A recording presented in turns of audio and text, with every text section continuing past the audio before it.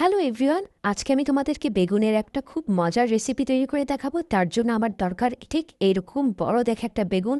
বেগুনটাকে আমি ধুয়ে খুব ভালো করে এইভাবে চাকা চাকা করে কেটে নিয়েছি। আর ভিতরের অংশটা ছুরি দিয়ে দেখো ঠিক এইভাবে করে কেটে নিতে হবে সবগুলো বেগুন।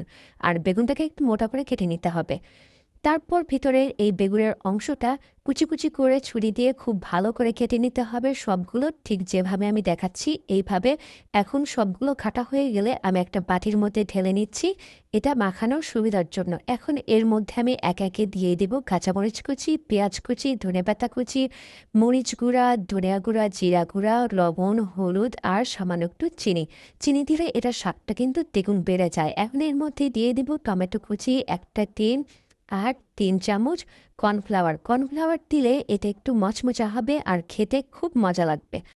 তো হাত দিয়ে খুব ভালো করে এইভাবে মেখে নিতে হবে।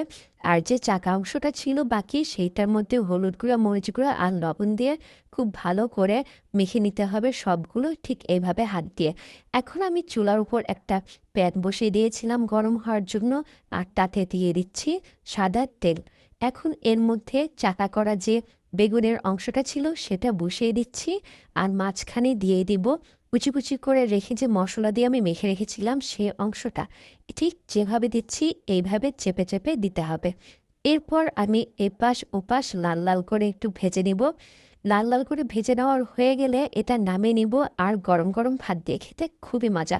আর বেগুনের এই ভাজিটা থাকলে মাছ, মাংস, ডিমের কোনো কিছু প্রয়োজন হয় না। তো আমার এই বেগুনের রেসিপিটা তোমাদের কেমন লেগেছে আমাকে কমেন্ট করে অবশ্যই জানাবে।